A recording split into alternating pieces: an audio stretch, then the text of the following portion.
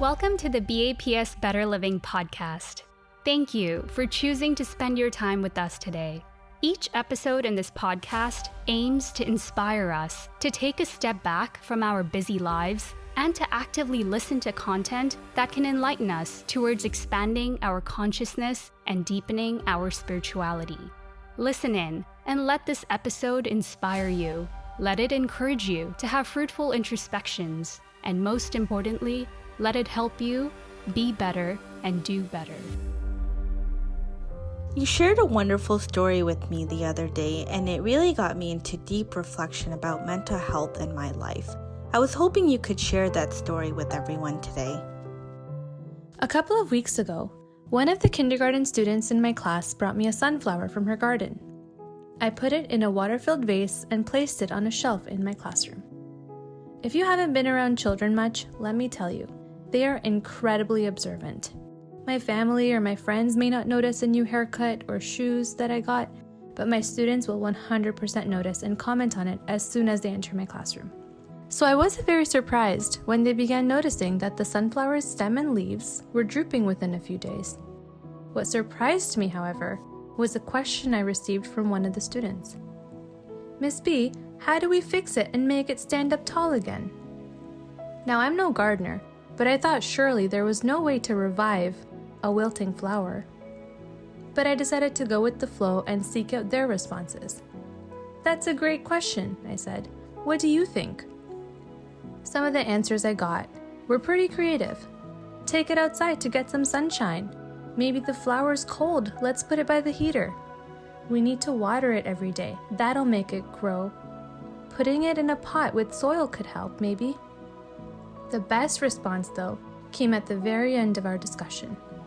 "Let's Google it," someone said. My ears perked up. I thought, now I don't have to be the one to break the harsh truth to them. Google would do the dirty work for me. So I turned on the projector, gathered the students on the carpet, and we collectively Googled, "Can dying sunflowers be revived?" To my surprise, the answer we got was yes. Maybe this is common knowledge, but I had no idea that this was possible. All we had to do was snip a bit of the stem and put it in fresh water with some flower preservative, and voila, the flower would be as good as new. My students and I became very invested in reviving the sunflower. We excitedly began following all the required steps. It's been a week and a half now, and I'm happy to announce that our sunflower is beginning to look healthier and happier.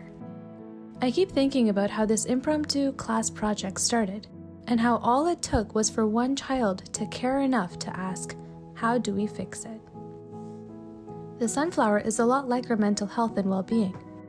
If our mental health was as tangible as the sunflower, I bet any 4-year-old would have noticed it withering away. We adults, though, we're not as observant. We learn to stop noticing or caring about the little things as we get older, whether in our own lives or the lives of others. All it takes is a thought. Just for a moment, pause and think about your mental health and well-being. How are you doing, really? I reflected on my daily conversation with others, quickly looked through my WhatsApp and other social media history to see how many times I or others have asked this very simple question. The answer? Too disappointing to reveal. Talking about mental health has become the giant elephant in the room that many of us avoid. It may be difficult for us to open up, or we may fear judgment from others. Or if we have opened up, we may not have been met with the positivity and support that we desperately needed. Sometimes we're focused on what others think about us or how we compare to others, and lose focus on doing what matters most to our wellness and happiness. Without a doubt, many factors influence why we don't talk about our mental health. If anything, this classroom project has taught me 3 important lessons. The same steps that they followed to revive the sunflower can remind us that our mental health is essential and equally deserving of revival. We wouldn't let a broken arm go untreated, so why do we so easily allow an escape from focusing on our mental health? Lesson 1. Snipping away the negative. To revive the sunflower, they first snipped a little bit of the dead stem that was preventing it from absorbing water. This was inhibiting the sunflower's growth. I remember a time growing up when I was surrounded by friends, keen on saying anything and everything they thought, even if it meant hurting someone. I remember being told I wasn't pretty enough, smart enough, or skinny enough. Did those words hurt? Absolutely they did. They cut so deep that I refused to look at myself in the mirror, fearing that those words would become true. Sticks and stones may break my bones, but words will never hurt me. This proverb couldn't be further from the truth. I knew I needed to make changes in my life, if my happiness was something I valued. The concept of antardrashti, or introspection, was one taught and practiced by my guru, Pramukh Swami Maharaj, became paramount during such moments. Antardrashti allowed me to focus on my inner thoughts and gave me strength to leave my so-called friends and form healthy relationships founded on respect. It shifted my thinking to being more positive and finding those who supported this positive mindset. It allowed me to snip away the negative influence in my life over time. Lesson 2. Changing our perspective. To revive the sunflower, they then put the sunflower into fresh water. Sometimes we need to make changes based on new perspectives and revelations. Ships don't sink because of the water surrounding them, they sink because of the water that gets into them. A high school teacher once told me, after receiving my marked essay on Hamlet, "You'll never be as great of a writer as your sister." I was shocked to receive such feedback, and it infuriated me to think I would always be compared to my siblings. Anything I did would be labeled as insignificant. I remember going home angry at my sister for setting such high, unachievable standards, but also that I had let someone rattle my confidence in my own abilities. I had tried hard. I had also received help from my sister, who had selflessly imparted her wisdom. So why was I angry? Sometimes we allow our environment and circumstances to weigh us down.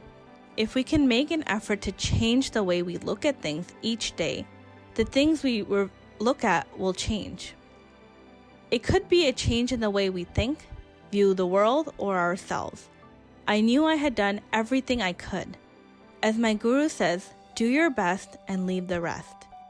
With that thought, I knew that I'd commit to working harder the next time around. This change in perception was my analogous revival of placing the sunflower into fresh water.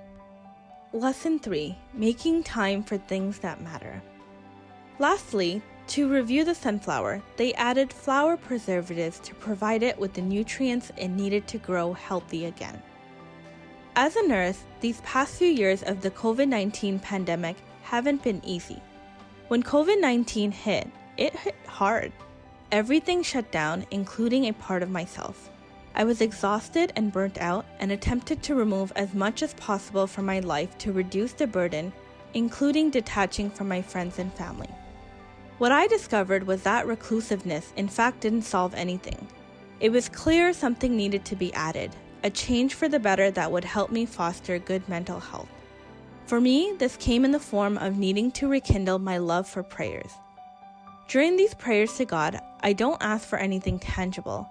Instead, I ask for the mental clarity, strength, and peace of mind to help me through these challenges. Making time for prayers was synonymous with making time for myself. It gave me an opportunity to pause and reflect on my life to keep me connected with what mattered. Practice the pause. When in doubt, pause. When anxious, pause. When stressed, pause.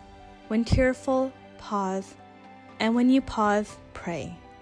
Prayer may change something, prayer may change nothing, or it can change everything.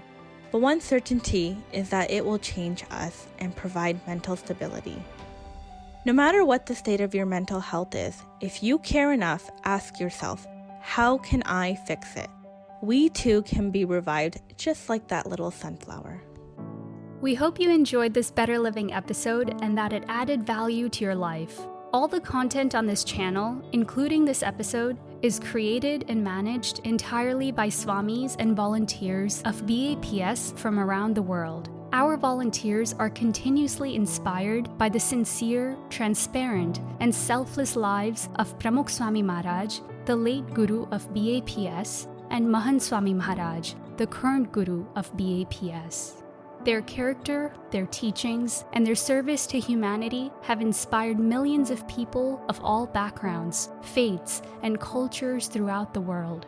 They have encouraged all, regardless of one's beliefs, to live a mindful, balanced, and harmonious life. The episodes in this Better Living podcast are directly inspired by their teachings. If you enjoyed this episode and would like more content that inspires you to be better and to do better, follow us on Instagram and YouTube by searching for BAPS Better Living. Thanks again for choosing to spend your time with us today.